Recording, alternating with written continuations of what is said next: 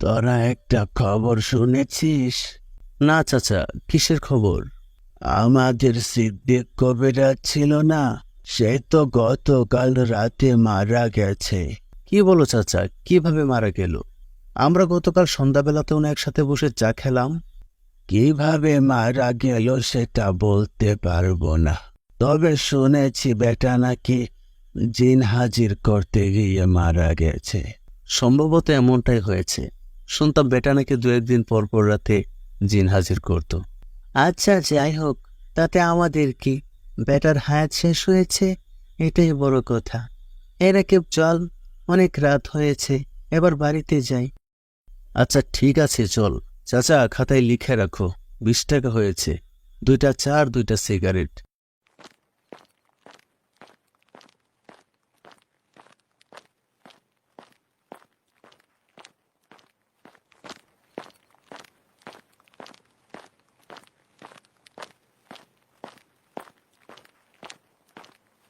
এই রাকিব, কোনো কাজের খোঁজ পেলি?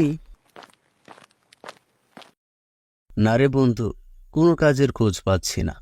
এদিকে জারু চাচার দোকানে অনেক টাকা বাকি হয়ে গেছে, কিভাবে যে কি করি কিছুই বুঝতে পারছি না। এই শোন, ভাবছি কালকে ঢাকা চলে যাব, ওখানে গিয়ে রোলিং মিলে কাজ করব। আমার এক মামাতো ভাই সেখানে কাজ করে, সে আমাকে বলল সেখানে চলে যেতে। সেখানে নাকি সে আমাকে একটা কাজের ব্যবস্থা করে দিবে। তাহলে তো ভালোই হবে। এক কাজ কর, তুই ঢাকা যা, আর ওখানে গিয়ে আমার জন্য একটা কাজের ব্যবস্থা করিস। আচ্ছা ঠিক আছে, অবশ্যই করব। এই শোন, তাহলে এখন আমি যাই। একা একা যেতে পারবি নাকি এগিয়ে দিতে হবে? আরে না না, কি যে বলিস, এগিয়ে দিতে হবে কেন? একা যেতে পারবো, কোনো সমস্যা হবে না। আচ্ছা শোন, আমি কালকে খুব ভোরে চলে যাব, তোর সাথে আর কালকে দেখা হবে না। ওখানে গিয়ে আমি তোকে কল করব, কেমন? আচ্ছা ঠিক আছে, তাহলে চললাম।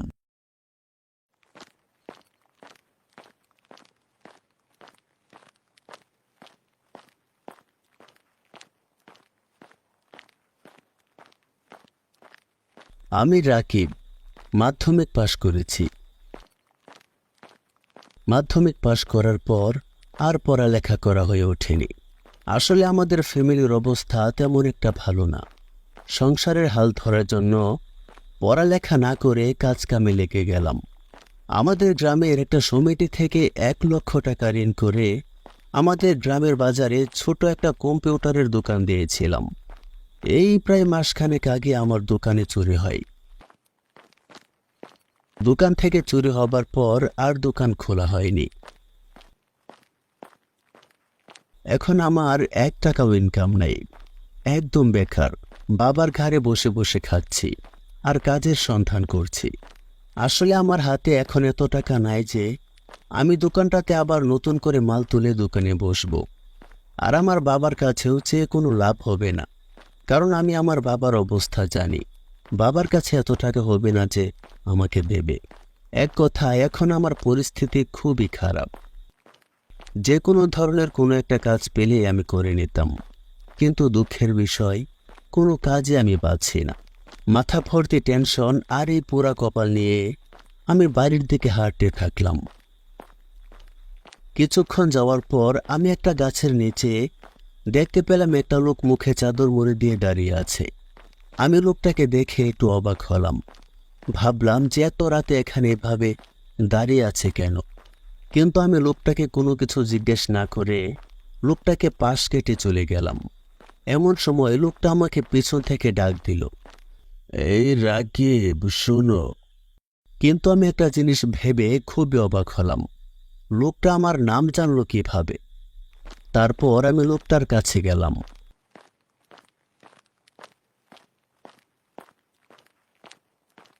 এবং লোকটাকে জিজ্ঞেস করলাম, কিছু বলবেন চাচা আমাকে?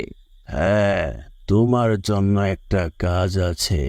কাজ আছে? তবে আমি তো আপনাকে চিনি না।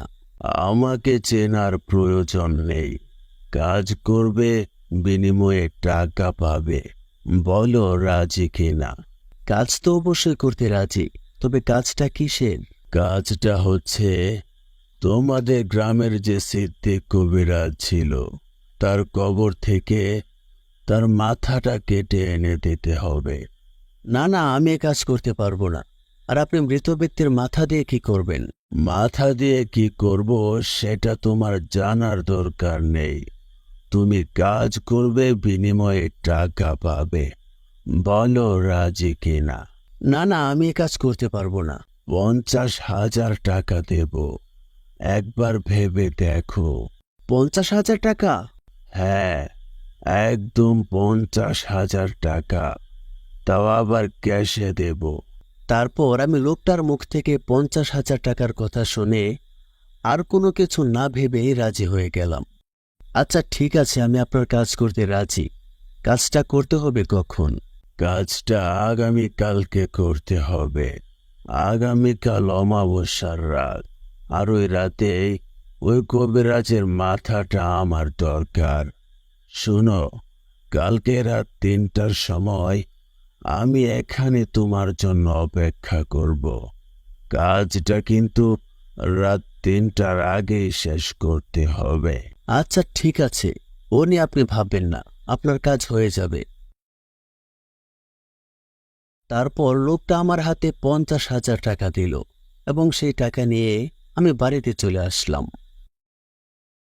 পরের দিন রাতে আমি সেই কবরস্থানে গেলাম এবং সেই কবিরাজের নতুন কবরটাকে আমি খুঁজে বের করলাম। তারপর কবিরাজের কবরের উপর থেকে মাটি সরিয়ে আমি কবিরাজের লাশটাকে মাটির উপরে তুললাম। এমন সময় আমি অনুভব করলাম আমার পিছনে যেন কেউ দাঁড়িয়ে আছে। তারপর আমি পিছন দিকে তাকালাম। পিছন দিকে তাকিয়ে আমি যা দেখলাম সেটা দেখার জন্য আমি একদমই প্রস্তুত ছিলাম না। আমি দেখতে পেলাম সে কবিরাজ আমার পেছনে দাঁড়িয়ে আছে। আমার পিছনে সে কবিরাজকে দাঁড়িয়ে থাকতে দেখে আমি ভয়ে একটা চিৎকার দিয়ে তৎক্ষণাৎ সে কবরস্থান থেকে একটা দৌড়ে আমি বাড়ি চলে আসলাম। এই ঘটনা যদি এখানেই শেষ হয়ে যেত তাহলে একটা কথা ছিল। পরের দিন রাতে আমি প্রস্রাব করার জন্য ঘুম থেকে উঠে বাইরে আসলাম।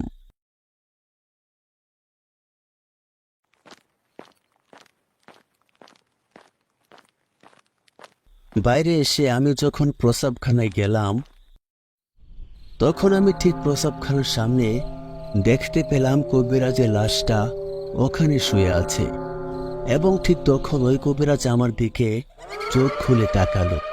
এমন দৃশ্য দেখে আমি খুবই ভয় পেয়ে গেলাম। এমন ভয় হচ্ছিল যেন আমার ভেতর থেকে আমার আত্মাটা বেরিয়ে যায় অবস্থা। তারপর আমি ভয়ে সেখানেই বেহুশ হয়ে যাই।